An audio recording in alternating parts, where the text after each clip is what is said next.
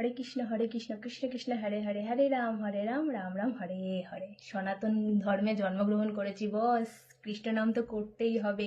অনেকে ভাবছেন তো কি এই বয়সে এসব নিয়ে পড়ে রয়েছে, এসব মালা নিয়ে পড়ে রয়েছে, এসব তিলক নিয়ে পড়ে রয়েছে, অনেকেই ভাবছেন, ভুল ভাবছেন। আর আমাদের সমাজে এমন অনেক মানুষ আছে যারা ভাবে এত পড়াশোনা করে, কি পড়াশোনা করে এসব ভগবানের নাম নিয়ে পড়ে রয়েছে, এসব তিলক কাটে, এসব মালা জপ করে, এমন অনেক মানুষ আছে, প্রচুর মানুষ আছে যারা এইটা নিয়ে ভাবে। তা আমি তাদের উদ্দেশ্যে এই কথাটা বলতে চাই, তো আপনি কি ভাবছেন? আপনি ভাবছেন এগুলোর বয়স আছে, একটা বয়সকালে গিয়ে ভগবানের সেবা করবো। আচ্ছা, আপনি বয়সকালে যে যাবেন বলছেন, আপনি এখন আছে, আপনি তো 1 মিনিট পর নাই থাকতে পারে, তাহলে আপনি কি করে বয়সকালে আপনি ভগবানের সেবা করবেন একটু বলতে পারবেন? পারবেন কি বলতে? উত্তর আছে। মানুষের জীবনের কিন্তু কোনো গ্যারান্টি নেই, আপনি এখন আছেন, 1 মিনিট পরও কিন্তু নাই থাকতে পারে, ঠিক আছে? আর আপনি যে, আজ আমি ধরে নিলাম আপনি বেঁচেও গেলেন বয়সকাল অব্দি। বয়সকালে আমরা কি দেখি? বেশিরভাগ বয়স্করা শয্যাশায়ী হয়ে বিছানায় পড়ে থাকে, কথা বলতে পারে না, অসুস্থ, দ্বারা হসপিটালাইজড হয়ে পড়ে থাকে।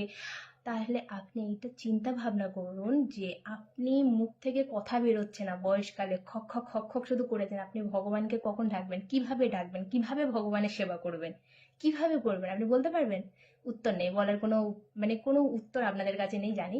আর সত্যি কথা, আমি ভীষণ গর্বিত যে আমি সনাতন ধর্মী। আর আমাদের যে সনাতন ধর্মের অনেক মানুষ আছে যারা জানেই না যে আমাদের সনাতন ধর্মের ভগবানকে। হ্যাঁ, একসময় আমিও জানতাম না, আমি এখন জানতে পেরেছি, কারণ অনেক ভক্তদের সাথে মিশে অনেক কিছু শিখেছি, অনেক কিছু জেনেছি। কিন্তু আমাদের আমাদের এখানে অনেক মানুষ আছে যারা এইগুলোও করতে চায় না।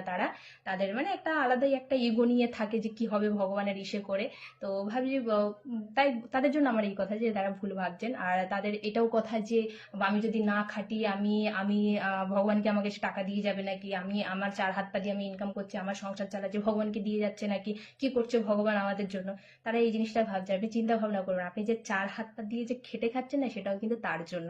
বুঝতে পারেন? কারণ আমাদের সমাজে এমন অনেক মানুষ আছে যাদের 4টে হাত পাই নেই, তাদের তাদের হাত পা নেই, তারা জায়গা থেকে উঠতে পর্যন্ত পারে না, তারা ভগবানের সেবা করতে চেয়েও কিন্তু করতে পারে না।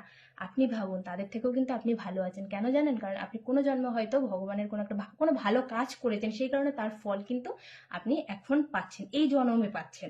সেই কারণে বলছি, ভগবানের সেবা করুন, ভগবানের সেবা করুন। এটা ভাববেন না যে বয়সকালে গিয়ে করব না, আমাদের ভগবানের সেবা আমাদের ছোট থেকেই করা উচিত। ছোট থেকেই আমাদের ভগবানের সেবা করা উচিত, বুঝতে পারলেন? বয়সকালের জন্য অপেক্ষা করবেন না, জীবনের কিন্তু কোনো গ্যারেন্টি নেই, ঠিক আছে? তারপরে আবার আমাদের অনেকেই ভাবে যে এই ছোট বয়স থেকে কি মাছ মাংস আমিষ টামিষ হ্যান ত্যান এসব ছেড়ে দিয়েছে, কি করে বাঁচবে সে, 2 দিন পর তো মরে যাবে। আরে বাবা, যারা ভেজিটেরিয়ান ফ্যামিলিতে যেসব বাচ্চা জন্মগ্রহণ করছে তারা কি বেঁচে নেই? তারা আমাদের থেকে আরো সুস্থ আছে, তারা তারা আরো আরো পড়াশোনায়, আমরা কি আমাদের থেকে ডবল তারা পড়াশোনা বেলা, তারা মানে ওই সবজি খেয়ে ভেজিটেরিয়ান হয়ে তারা দিন রাত ভগবানের সেবা করছে, মানে তাদের একটা আলাদাই একটা এনার্জি। আর আমাদের কথা ভাবুন তো, মাছ মাংস খেয়ে 2 দিন পরে হসপিটালে ভর্তি হচ্ছি, এই 2 দিন পরে এই গ্যাস হচ্ছে, এই হজম হচ্ছে না, এই হচ্ছে সে, কত রকমের সমস্যা। আর আপনি তাদের দেখবেন, আর আপনি এটাও ফলো করবেন যে হসপিটালে যারা ভর্তি থাকে, কারা ভর্তি থাকে?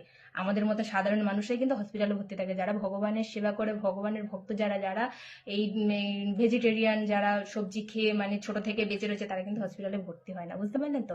তাই বলছে, এখনো সময় আছে, ভগবানের সেবা করুন, ভগবানকে ডাকুন। আর শুধু সেবা করলে হবে না, এই যে মালা, এটা কিন্তু অবশ্যই, এটা কিন্তু মোস্ট ইম্পর্টেন্ট, এটা কিন্তু জপতে হবে, এটা কিন্তু জপতে হবে, এটা কিন্তু অবশ্যই ইম্পর্টেন্ট, ভেরি ভেরি ইম্পর্টেন্ট এটা। তো যাই হোক, আর আজকের জন্য এইটুখানি তো। আমার আমার কথাগুলো যদি এইটুকু যদি ভালো লাগে, তাহলে লাইক কমেন্ট শেয়ার করতে কিন্তু ভুলবেন না। হরে কৃষ্ণ। আবার নতুন ভিডিও নিয়ে আসছি, বাই।